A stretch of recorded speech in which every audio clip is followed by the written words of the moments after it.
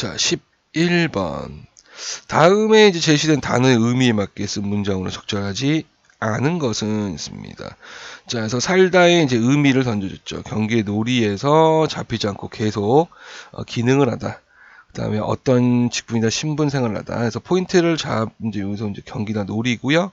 직분이나 신분, 그쵸? 마음이나 의식 속에 남아있거나 생생하게 일어난다. 이제 의식 속에 남아있거나, 그쵸? 생생하게, 그죠? 그래서 움직이던 물체가 멈추지 않고 제 기능을 하다 해서 멈추지 않는다라는 특징을 갖고 있네요. 장기에서 포는 죽고 참았었다. 경기에서요 잡히지 않고 맞네, 그죠? 자, 그는 벼슬을 살기 싫어 속세를 떠났다. 직분이나 신분, 즉 벼슬을 살다, 그죠? 직분이나 신분 연결되네요, 맞고요. 옷에 풀기가 아직 살아있다. 풀기, 의식 속에 생생하게 일어나는 거, 이거 아니네요. 자, 그렇게 세게 붙였는데도 시체가 살아있다. 이건 뭔가 무서운데, 그죠? 시체가 살아있다. 시체는 이미 죽은 건데요, 그죠? 좀비, 그죠? 아까 우리가 앞에서 봤던 그 상보바니어에 위배되는 건데, 네. 자, 물체가 멈추고 쟁기를 한다. 그래서 그 부딪혔는데도 시체가 살아있다. 이렇게 되어 있습니다. 그래서 일단은 얘도 지금, 그죠? 살아있다. 시체가, 그죠? 멈추지 않고 제 기능을 하고 있다. 이거 더럽게 무섭네요, 네. 자, 그렇게 했을 때 이제 답이, 그쵸? 3번이 됩니다. 자, 그럼 얘는 어떤 뜻이냐? 풀기가 아직 살아있다. 제가 이제 사전, 그쵸? 동사 살던 첫 번째. 그래서 이제 옷에 풀기가 살아있다는 걸 보면 본래 가지고 있던 색깔이나 특징 따위가 그대로 있거나 또렷이 나타난다. 그쵸? 요게 해당하는 그런 뜻에 됩니다. 그쵸? 그래서 움직이던 물체가 이거 한번 찾아볼까요? 움직이던 물체가 멈추지 않고 재기능을 한다. 불에 타거나 불 따위가 타거나 비친다. 여기 있네요, 그죠? 시계가 살아있다네요, 그죠? 네, 잘못 적은 것 같습니다. 시체 제가 오타가 난 것 같아요. 네, 시계인데 시체로 잘못 미안합니다. 어쩐지 이상하잖아요, 그죠? 네, 네, 그래서 물체네, 뭔가 이상하다 싶었어요. 네, 시계네요, 시계. 네, 참. 바꿔 놓을게요. 네, 바꿔서 올려놓겠습니다. 네. 이런 실수를 하다니. 어쩐지 살벌하더라고요. 네. 또 한번 웃고 가네요. 네. 웃기진 않나요? 네. 그렇군요. 자, 그래서 그쵸, 시계. 그래서 12번 문제로 한번 가보도록 합시다. 자, 진행자 이제 말하기 방식에 대한 설명. 그래서 진행자의 말하기 방식이요. 그쵸? 적절하지 않은 것 이렇게 되어 있습니다. 자, 그럼 우리는 뭐만 보면 되냐면 진행자만 보면 돼요. 그쵸? 네.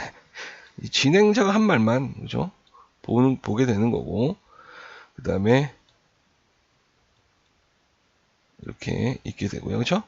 그래서 여기서 이제 포인트를 잡아서 연결을 시켜볼 겁니다. 1번 포인트 한번 보면은 상대방의 의견이 합리적이지 않음을 지적했다 하면서 인터뷰를 마무리 짓는다. 근데 이거 꼭 바로 볼게요. 그죠? 마무리니까 끝부분이네. 그에 더해 정기적으로는 고령자 친화적인 대중교통 인프라 구축이 필요할 듯 합니다. 교수님 감사합니다. 합리적이지 않음을 지적했나요? 아닌데요. 그쵸? 다 바로 나오네요. 그쵸? 나머지는 또 한번 볼까요? 통계 자료. 그쵸? 에 대해 해석. 그 다음에 추가적인 정보를 요구하고, 그 다음에 시행 배경에 대한 객관적인 근거를 요구한다. 이렇게 했습니다. 자, 그럼 한번 찾아볼까요? 일단은, 이제 어떤 제도인가요? 뒷받침할 만한 자료가 있나요? 라고 했을 때, 그쵸? 얘가 지금 보면은, 객관적인 근거를 요구하고 있네요. 그쵸? 요거, 그쵸? 자, 그 다음에, 비율이 늘었기 때문인 것 같은데요. 비율이 늘었기 때문인 것 같은데요. 이렇게 이야기를 하네요. 그죠? 자, 그래서 통계자료에 대한 해석. 요거네요. 그죠? 자, 그리고, 또, 뭐가 있어요? 추가적인 정보. 그죠? 추가적인 정보. 혹시 제도에 문제점 없나요? 이건 추가적인 정보를 요구를 하고 있네요. 그죠? 자, 여기도 됐네요. 뭔가 보완책이 있나요? 라는 것도 추가 정보, 그죠? 를 요구를 하고 있다. 이렇게 볼 수가 있겠습니다. 어렵진 않았네요. 그죠? 13번으로 한번 갑시다. 자, 글의 제목으로 가장 적절한 것. 제목이에요. 제목은 핵심어를, 그죠? 제시를 해야 되죠. 핵심어를 줘야 합니다. 자, 그럼 핵심어는 뭐냐면, 이 특징이 모든 내용을 이제 아우를 수 있어야 되고요. 그렇죠? 그러니까 이제 주제와 연관이 있고요. 이제 또 하나는 뭐냐면 이제 자주 많이 언급되는 단어일 가능성도 높아요. 그러니까 이런 것들은 이제 우리가 이제 핵심어라고 볼 수 있습니다. 자, 그럼 한번 봅시다. 자, 여기서 지금 이제 1번부터 한번 보면 자연 진보에 대해서 이야기하고요. 인간 유전에 대해서 역사의 법칙, 자연의 법칙, 그 다음 진보, 진화 이렇게 되어 있습니다. 그렇죠? 자, 한번 볼게요. 계몽주의 사상가들은 명백히 모순되는 두 개의 견해를 취했다. 그들은 인간의 위치를 자연계 안에서 해명하려고 애썼다. 역사의 법칙이란 것을 자연의 법칙과 동일한 것으로 여겼다. 자, 여기서 이제 역사의 법칙, 자연의 법칙, 동일하다. 자, 지금 여기 보면 이제 3번 선택지하고 관련되어 있는 걸로 보여요. 그쵸? 다른 한편, 한편이에요. 다른 한편. 그쵸? 다른 이야기를 하겠다는 얘기입니다. 이거 가능성이 점점 낮아지네. 그들은 진보를 믿었다. 그렇다면 그들이 자연을 진보하는 것으로, 다시 말해 끊임없이 어떤 목적에서 전진하는 것으로 받아들이는 데는 어떤 근거가 있을까? 해겔은 역사는 진보하고 있는 것이고 자연은 진보하지 않는 것이라고 뚜렷이 구분했다. 해겔이, 그쵸? 역사는 진보, 자연은 진보하지 않는 것. 반면 다윈은 진화, 진보를 동일한 것으로 주장함으로써 모든 혼란을 정리한 듯 했다. 자연도 역사와 마찬가지로 진보한 것으로 보는 것이다. 그러나 이런 진화의 원천이 생물학적 유전을 역사의 진보의 원천인 사회적인 획득을 홍동하면서 더 심각한 오해를 일 수 있는 길을 얻다. 오늘 둘이 분명히 구별되는 것은 익히 알려진 것이다. 그럼 그 둘이 뭐겠어요? 진화와 진보겠네요. 하고자 하는 얘기는 뭐예요? 진화와 진보는 다르다. 4번. 이랬죠. 그래서 앞에서 슬쩍 요거를 언급해가지고 낚으려고. 왜냐면 여러분들 마음이 급해요. 그쵸? 그리고 이건가 보다 하고 가면, 그쵸? 다른 한편 그대로 씁니다. 아하, 이 뒤에가 중요한 거, 그죠? 이 뒤에가. 여기서부터 중요한 거, 그죠? 이렇게, 그죠? 자, 14번 문제로 한번 가볼까요? 다음 글에 대한 이해로 가장 적절한 것은 이제 여기서는 이제 적절한 걸 찾아봐라라는 거네요. 김만중의 사시 남정기에 대한 내용이고요. 맞는 말을 찾아보세요라는 겁니다. 그렇죠? 사시의 어머니는 딸이 남편에게 맞섰던 일을 비판하고 있다. 이제 사시 어머니에 대해서 그죠? 이야기를 할 거예요. 자, 그다음에 사시는 홀어머니를 모시느라 제대로 배우지 못한 것은 안타까웠다. 자, 지금 이제 홀어머니를 사시가 모셨어요. 그렇죠? 제대로 배우지 못한 것 안타까워한다. 사시는 부부의 예에 따라 남편이 네, 미안합니다. 왜 이런 오타를, 그죠? 네. 이건 다 읽어놓고서는 이 오타를 왜 못 잡았을까요? 남편이 잘못은 하는 게 아니라 잘못이죠. 네. 환장하겠습니다. 네. 그래서 남편이 이제 잘못하면 이를 지적해야 한다고 생각한다. 네. 유소사는 며느리와의 대화를 통해서 효성이 지극한 사씨, 모습에 흡족해하고 있다. 이렇게 이야기를 하고 있네요. 자, 내용을 한번 보도록 하겠습니다. 자, 유소사가 말하기를 신부가 이제 내 집에 들어왔으니 어떻게 남편을 도울꼬. 그래서 유소사가 한 등장인물이 있네요. 그죠? 사씨 대답하여 말하기를 첩이 일찍 아비를 여의고 자모의 사랑을 입사와 자모는 이제 자애로운 어머니라는 뜻이죠. 자애로울 자자에 어머니 못자.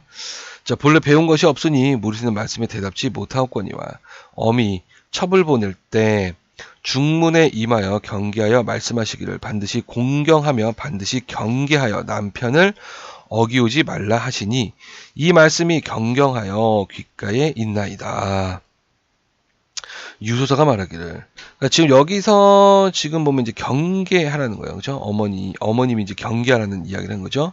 그래서 지금 남편을 일단 공경을 하고, 근데 경계심을 잃지 말고 남편을 오지 말란, 그러니까 싸우지 말란 얘기예요. 그죠?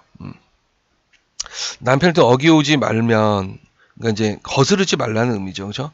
장부 비록 그런 일이 있더라도 순종하랴. 사시 대활. 그런 말이 아니오라. 부부의 도는 오륜을 겸하였으니 아비에게 가난한 자식이 있고, 이제 아비에게 가난한 자식, 나라에 가난한 신하가 있고, 형제 서로 권하고 부모 서로 책하니 어찌 부부라고 간쟁치 않으리까. 그러나 자고로 장부 부인의 말을 편청하면 해로움이 있었고 유익함이 없으니 어찌 경계하니 하리까 했습니다. 그러니까 지금 뭐냐면 이제 남편이 잘못되면 자기도 잘못했다고 얘기할 거라는 얘기죠. 왜? 아버지가 잘못했을 때 자식이 간청을 하는 거죠. 잘못되었다라고 이야기할 수 있는 거고, 신하가 충신이 그죠 임금에게 간할 수도 있는 거고요. 형제끼리도 그죠 잘못을 지적해 줄 수도 있고 친구끼리도 지적해 줄 수 있다라는 겁니다. 그러니까 어찌 부부라고 안 할 수 있겠어? 할 수 있어. 근데 장부가 이제 여인의 말을 너무 일반적으로 들으면 해로움이 있고 유익함이 없으니까 경계는 할게 너무 많이 하진 않겠다라는 겁니다. 그렇죠? 유소사가 모든 손님을 도와 나의 며느리는 가히 조대가에 비할 것이니 어찌 시속 여자가 빛을 발이오라고 하였다 했습니다. 자, 지금 여기서 이제 본다면 사시 여기서 이제 여기 부분이 핵심이 되겠네요. 그렇죠? 남편이 잘못하면 네, 자꾸 볼 때마다 웃기네요. 잘못하면 지적했는데 3번이 그죠? 맞는 말이다라는 거죠. 사씨의 어머니는 딸이 남편을 맞섰더니 비판하고 있던데 이런 내용 없었고요. 그죠? 홀어머니를 모셨어요. 그죠? 제대로 배웠는데 이거 안타까워한 건 없습니다. 그죠? 이건 없고 제대로 배우지 못했다라고 이야기 이거 없고 그죠? 그 다음에 변을 대화를 통해 효성이 직한 사씨의 모습에 흡족해 하고 있다. 근데 지금 이제 효성은 아니고요. 그죠? 효성이 뭐 깊다 이거는 아니다라는 거예요. 그죠? 그냥 덕이 높다라는 거지. 그죠? 효성은 아니다. 15번으로 가려고 했더니 뜬금없이 그쵸? 네. 사실 나머지 읽어보세요. 자, 다음 글에서 이제 소리에 대한 예. 소리에 대한 예를 적절하지 않은 것은 있습니다. 이웃은 이제 달아지는 살들이라는 거군요. 틀린 말을 찾아보라는 거네요. 그죠? 서늘한 소리 예사롭지 않은 분위기. 서늘한 소리 예사롭지 않은 분위기. 꽝땅꽝땅 심리적 상태 변화를 촉발하고 단조로운 소리는 반복적으로 드러난다. 그렇죠? 그래서 모종의 의미가 부여된다. 소리의 여우는 단선적 구성에 변화를 주어 갈등 해소의 기미를 강한다 했습니다. 자, 지금 일단은 이제 부정적인 거고요. 어떤 심리 변화, 그렇죠? 그 다음에 반복되면서 의미가 부여가 됐고, 그 다음에 갈등 해소의 기미를 강조하는 이건 긍정적 의미가 갈등 해소의 긍정적 의미가 있다 이렇게 되네요. 한번 봅시다. 바깥은 어둡고 뜰 변두리의 늙은 나무들은 바람에 불려 서늘한 소리를 내었다. 처막 끝 저편에 퍼진 하늘에는 별이 총총하게 박혀 있으나 아스무리한 초여름 기운에 잠겨 있었다. 집은 전체를 조용하고 썰렁했다. 자, 분위기가 일단 조용하고 썰렁합니다. 그쵸? 그래서 지금 서늘하고요. 그쵸? 아스무리하고, 그쵸? 꽝당꽝당. 먼 어느 곳에 있다가 여운이긴 새우치 두드리는 소리가 들렸다.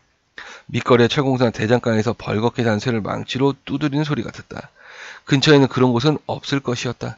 그렇다면 굉장히 먼 곳일 것이었다. 굉장히 먼 곳일 것이었다. 이것도 오타가 났네요. 계속 수정해야 되겠는데. 꽝당꽝당 단조로운 소리이면서 송곳처럼 쑤시는 구석이 있는 밤중에 간헐적으로 들려오는 이 소리는 이상하게 신경을 자극했다. 그죠? 송곳처럼 쑤시면서요. 그죠? 단조로운 소리인데 별로 좋아 보이진 않습니다. 그죠? 참 저거 무슨 소리유? 영희가 미간을 찌푸리면서 말했다. 자, 글쎄 무슨 소리일까? 정의가 심드렁하게 미간을 찌푸리면서 심드렁하게 별로 좋아하지 않아요. 철공사 없을 텐데 정의는 표정만으로 수긍했다. 꽝당 꽝당. 그 새방치 부딪힌 소리는 여전히 간헐적으로 이어지고 있었다. 밤내 이어질 모양이었다. 자세히 그 소리만 듣고 있으려니까 바깥에 선들대는 늙은 나무들도 초연밤에 바람에 불려서 그런 것이 아니라 저 소리에 울려 흔들리고 있었다. 저 소리는 이 방 안에 책 틈서리를 쪼개고도 있었다. 형광등 바로 위에 천장에 비수가 잠겨 있을 것이었다. 그래서 비수 슬픔이네요. 그죠?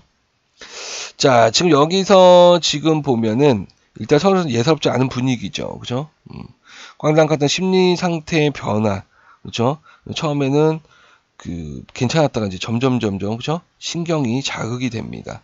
그 다음에 단조로운 소리가 반복된 모종의 의미. 뭔가 안 좋은, 그죠? 뭔가 있어요. 그죠? 소리의 여운.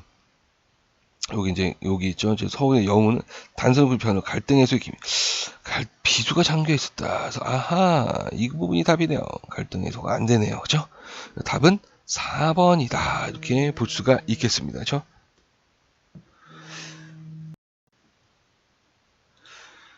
17번, 17번이라네. 16번으로 한번 가보도록 합시다.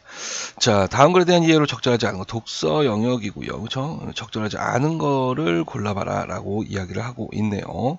자, 그래서 지금 보면은 1번 선택지 영화는 시를 이해하는 데 도움이 되는 교과서와 같다. 그래서 영화가 그렇죠? 시를 이해하는 데 도움이 되는 교과서다. 영화 이거의 인물들은 문학적 은유의 본질과 의미를 알고 있다. 자, 시의 본질에 대해 질문하고 시의 본질에 대해서 이제 질문하고 답을 얻기 위해 영화를 참고할 만하다. 문학의 미적 자질과 영화의 미적 자질 사이의 공통점을 찾을 수 있다. 그랬습니다. 한번 봅시다. 자, 그동안 나는 1포스티노를 3번쯤 빌려보았다. 그 이유는 아름다운 역사의 아스라의 문학이 또아리를 틀고 앉아있기 때문이다. 그러니까 이제 영화 속에 문학이 있다라는 거네요. 그렇죠? 특히 시란 무엇인가에 대한 해답을 이처럼 쉽고도 절실하게 설명을 내온 문학 교과서를 나는 아직 보지 못했다. 어허, 1번이 여기서 언급을 하고 있네요. 그죠? 그래서 요거는 이제 1번 선택지와 연결되네요. 그죠? 자, 그래서 학생들에게 시를 가르칠 때 나는 종종 영화 1포스트를 활용한다. 수백 마디의 말보다 1포스티노를 함께 보고 토론하는 것이 시의 본질에 훨씬 깊숙이, 훨씬 빨리 닿을 수 있다는 것을 경험하게 되겠다. 자, 지금 여기서 이제 토론, 이걸 함께 보고 토론하는 것이 시의 본질에 깊고 빨리 닿을 수 있다. 그렇죠? 자, 그러면은 여기서 지금 시의 본질, 그렇죠? 시의 본질에서 질문하고 답을 얻기 위해 질문과 답, 토론과 연결되네요. 그렇죠? 영어를 참고할 만하다. 요거는 2번 선택지와 연결이 되고 있습니다. 그렇죠? 자, 시를 공부하면서 은유에 시달려 본 사람의 이 영화를 보고 수차례 무릎을 쳤을 것이다. 아하, 왜냐면 이제 은유가 어려워요. 그쵸? 이제 영화를 통해서 무릎을 쳤다는 거 깨달음을, 야, 이게 은유구나. 그쵸? 마리오 루폴로가 네부다에게 보내기 위해 고향의 열을 속을 녹음하는 인상적인 장면이 있다 해서 요 등장인물이네요. 그쵸? 자, 여기서 해변의 파도소리를 녹음하는 것이 은유의 출발이라면 어부들이 그물을 걷어올린 소리를 담고자 하는 모습 은유의 확장이라 할 수 있다. 더 나아가 밤하늘에 별빛을 녹음하는 기막히게 아름다운 장면에 이르면 은유는 절정에 달한다. 그래서 계속 지금 은유가 나와요라는 거예요. 그렇죠? 더 이상 구차한 설명이 필요하지 않다 이렇게 씁니다. 자, 그래서 지금 여기서 보면은 틀린 게 2번이네요. 인물들이 문화적 의미와 본질의 의미를 알고 있다라는 내용을 알 수가 없어요. 인물들이 이제 알고 있다라는 건 아니고 그 인물이 은유를 사용을 하고 있다라는 거죠. 그러면은 선생님 그러면 은유를 알고 쓰는 거 아닙니까? 그거라기보다는 고양이소를 녹음하는 장면에서 이 은유가 느껴지는데 이 은유가 은유라고 해석하는 건 바로 이 필자의 견해예요. 그렇죠? 그러니까 인물들이 알고 있는 게 아니라 필자가 거기서 은유를 찾아낸 겁니다. 그렇기 때문에 2번이 틀렸다라는 거예요. 그렇죠? 그러면 선생님 4번, 교수님 4번은 어떻게 되는 건가요? 자, 문학의 미적 자질. 은유겠죠. 은유를 통한 아름다움과 영화의 미적 자질, 은유겠죠. 공통점, 은유가 있어요라는 이 부분, 그렇죠? 이 연결이 되겠네요. 그렇죠? 17번으로 한번 가보도록 합시다. 자, 괄호 속에 들어갈 가장 적절한 건 이렇게 있습니다. 아이고, 한자 성어네요. 그죠? 그리고 얘는 또 왜 이렇게 넘어갔을까요? 참나. 네. 네. 희한합니다. 해설지 만들면서 이게 눈에 안 보였나 봐요. 그죠? 네. 왜 안 보였을까? 눈깔이 비었기 때문이지요. 자, 한번 봅시다. 방랑시인 김삿갓의 시는 이제 김삿갓의 해악과 풍자로 가득 차 있다. 무슨 시든 단숨에 써내는 일필휘지인데다가 가히 이거의 상태라서 일부러 자 이제 정보를 줍니다. 일부러 꾸미지 않았는데도 자연스럽게 아름답다. 와 관련된 한자 성어. 그렇죠? 자, 그래서 1번 화, 조, 월, 석 이렇게 있죠. 그래서 화, 조, 월, 석. 그래서 꽃 화자의 아침 조자, 아침에 피는 꽃. 그다음에 월석, 저녁 석자를 쓰죠. 저녁에 뜨는 달. 그렇죠? 그래서 이거는 경치가 이제 좋은 시절이다라는 거죠. 자, 그다음에 얘를 보면 이제 위편 3절 이렇게 있습니다. 그렇죠? 그래서 가죽 위 엮을편 석상 끊어져 3번 끊어졌다는 거예요. 그래서 공자가 주역을 즐겨 책 가죽끈이 3번에 끊어졌다. 그래서 책을 열심히 읽음을 의미합니다. 그렇죠? 그다음에 천의무봉 이렇게 씁니다. 그래서 여기서 지금 보면은 천의무봉, 하늘천, 오드의, 업술무, 그다음에 꿰멜봉. 그래서 하늘에서 만든 옷은 꿰맨 자국이 있지 않다는 거, 흠이 없다라는 거야. 완벽하다라는 거죠. 완벽하다. 그러니까 일부러 꾸며지는 자연스럽고 아름답다. 이게 답이 되겠네요. 그렇죠? 그다음에 이제 4번 망무가내입니다. 달리 어찌할 수 없다. 그렇죠? 달리 어찌할 수 없음. 이렇게 되어 있습니다. 답은 3번이다라는 겁니다. 그래서 지금 여기서 뭐 한자어들 중에 어려운 거 없고 이 4개의 한자어들 모두 다 우리가 일상생활에서 많이 쓰는 한자어들이에요. 꼭 알고 있어야 합니다. 18번 문제 한번 봅시다. 한자 표기, 한자가 또 나왔네요. 그렇죠?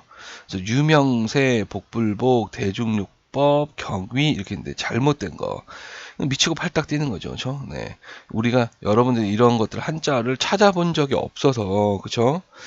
미치고 팔딱 뛰는 겁니다. 자, 어쨌든 여기서 보면 이제 유명세라고 했을 때 이 세가 그렇죠? 여기서 지금 보면은 세금세를 씁니다. 독특하게 유명세는 그렇죠? 이제 여기서 이제 세자가 기세세자인데요. 그래서 답이 1번이에요. 한문은 설명하기가 조금 어려워요. 왜냐하면 이제 암기 배경 지식이 좀 필요합니다. 배경 지식이 좀 있어야 되고요. 한자를 좀 많이 알고 있어야. 네. 그래서 한자를 이제 좀 여러분들 공부를 하셔야 되고 잘 모르는 상황에서 시험을 치신다면 어쩔 수 없어요. 잘 찍으셔야 됩니다. 네. 정말 그 수밖에 없어요. 그래서 복불복인데요. 그렇죠? 복 여기서 이제 복자 안 입을 자의 복. 그래서 그 운수 그렇죠? 복불복. 복분에 좋고 좋지 않음. 여기서 복분은 또 분수, 복을 누는 분수. 그러니까 좋거나 좋지 않다라는 거죠. 나만 아니면 돼, 막 이런 거잖아요, 그죠? 그래서 사람의 운수를 이루는 말이다라는 거. 그다음에 대증요법 이런 거 있습니다. 대답할 때 증세증, 병병, 그다음에 고칠요 이렇게 있어요.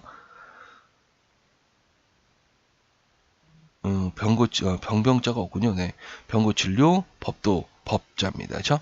그래서 지금 병에 대해서 증세에 대해서 이제 대답하기가 힘들어서, 그렇죠? 병을 고친다라는 건데 원인을 찾아서 없애기 곤란한 상황에서 겉으로 나타난 병의 증상에 대응하여 처리하는 치료법이다 이렇게 됐습니다. 그러니까 이런 것들은 우리가 잘 모르는 단어죠. 그러니까 이런 것들은 판단 불가예요. 판단 불가. 그러니까 이거를 맞다 틀다 생각하시면 안 되고 어쩔 수 없어요. 제껴야 돼요. 그래서 아는 걸로 여러분들이 구별을 좀 하셔야 됩니다. 자, 그다음 이제 경위, 사건의 경위 이렇게 있죠. 그래서 그 경서 경자에다가 시 위자. 그래서 직물의 날과 시를 아울러 이르는 말이다라는 것을 일이 진행된 과정을 우리가 경위 이렇게 이야기를 합니다. 자, 그래서 1번이 틀렸다라는 거. 이거 어쩔 수가 없어요. 네. 저한테 뭐 설명을 요구하더라도 이상 설명 못합니다. 자, 19번으로 한번 가보도록 합시다. 자, 추론한바. 자, 추론 문제도 쉽지는 않아요. 추론 문제가. 자, 한번 봅시다. 우리는 도시화 산업화 고도성에서 우리의 경제 뒷방살이 신세를 전한 한국 놈은 새로운 가치에 주목해야 된다. 자, 도시화 산업화와 고도성장을 했고요.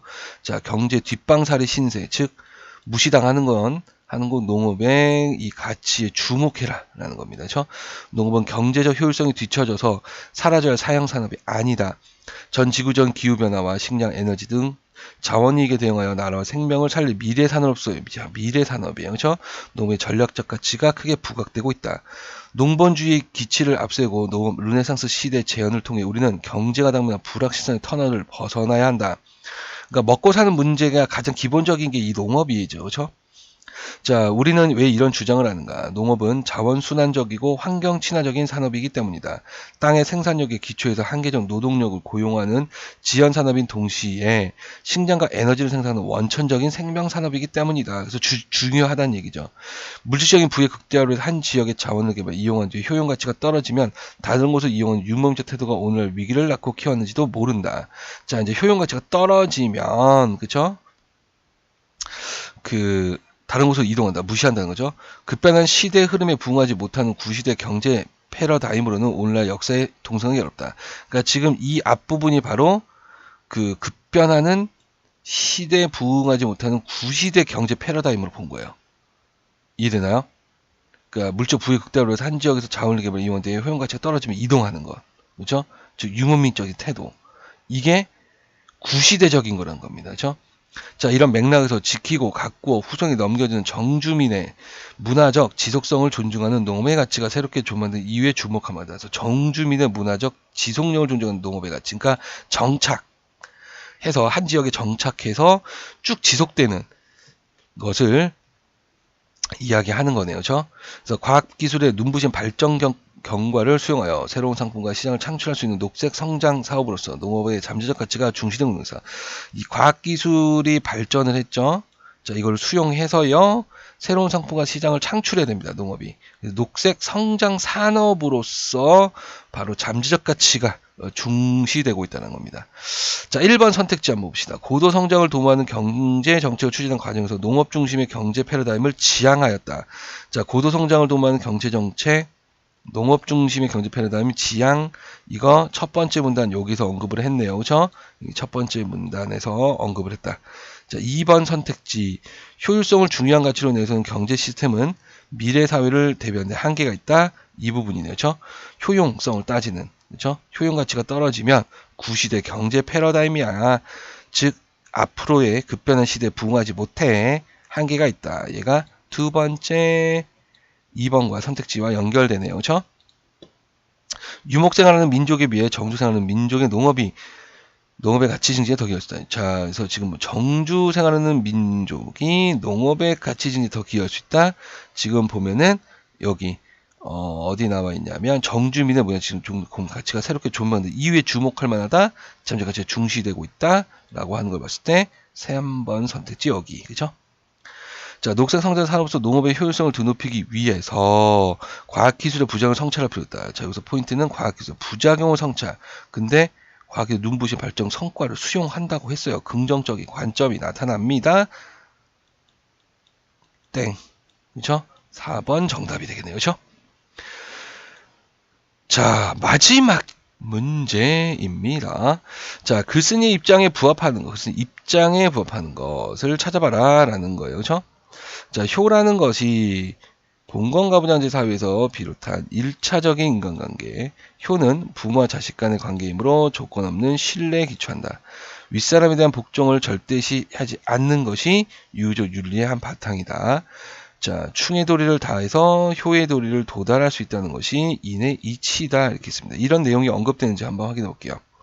자, 효가 개인과 가족, 곧 1차적인 인간관계에서 일하는 행위를 규정한 것이라면 충은 가족이 있는 사람들, 즉 2차적인 인간관계에서 일하는 사회적 행위를 규정한 것이다. 1번 선택지 1차적인 인간관계 맞네요. 이거는 그렇죠? 자, 근데 봉건가부장제 사회에서 비롯했느냐, 요거는 좀 판단할 필요가 있어요. 그렇죠? 요건 아직 위에 언급되어 있진 않아요. 그런데 언제부터인가 우리는 효를 수능적 가치관을 주입하는 봉건, 가부장제 사회의 유습이라고 오해하고 있는가. 자, 지금 보면 봉건 가족 사회에서 비롯했다고 했어요. 근데 이거를 오해하고 있대요. 아하, X. 그쵸? 틀렸네. 그쵸? 충과를 동일시하는 오류를 저지른 경우에 많았다. 다음을 보자. 부모에게 효도를 하고 형제를 사랑하는 사람은 윗사람의 명령을 거역하는 경우가 드물다. 그러니까 효와 형제를 사랑하는 사람은 명령을 거역하는 경우가 드물대요. 또 윗사람의 명령을 어기지 않는 사람은 난동을 일으키는 것도 드물다. 군자는 근본에 힘쓴다. 근본이 확립되면 도가 생기기 때문이다. 효도와 우애는 인의 근본이다. 이렇습니다. 그렇죠? 자, 위 구절에 담긴 입장을 기준으로 보면 효는 윗사람에 대한 절대 복종으로 연결이 된다. 곧 종정윤리의 기본이 되는 연장자에 대한 예우는 물론이고 신분사의 엄격한 상하관까지 포괄적으로 인정하는 것이다. 하지만 이게 아니란 얘기네요. 효를 복종하려고 보는 것은 성급한 판단이다. 왜냐하면 원래부터 효란 가족윤리 또는 윤리로서 사회윤리였던 충보다 우선시되었을 뿐만 아니라 효란 우선시되었다. 자, 지금 이것도 그럼 틀렸네요. 그죠? 충의 도리를 다함으로써 효의 도리 X. 그쵸? 자, 이거는 4번 선택지와 연결되는 부분. 그죠? 자, 유교의 기본 입장은 설사 부모의 명령이다 하더라도 이제 유교의 기본 입장이 나오네요. 그죠? 옳고 그름을 가지지 않는 맹목적인 복종은 그 자체가 불효라고 보겠다. 아, 옳고 그름을 따는 맹목적인 복종은 불효다라는 거야. 자, 윗사람 복종을 절대시 하는 것은 유교윤리의 바탕이다. 3번 선택지가 맞는 말이 되겠네요. 그죠? 자, 역시 부모 자식 간의 조건 없는 신뢰 아닙니다. 조건이 있어요. 지금 여기서 옳고 그름을 가려야 됩니다. 2번 선택지 연결되네요. 그죠? 자, 나머지는 읽을 필요가 없어 보입니다. 그래서 답은 3번.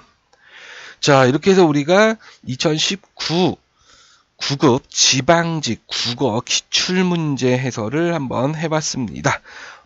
고생들 하셨고요. 열심히 또 한번 복습하시기를 바랍니다.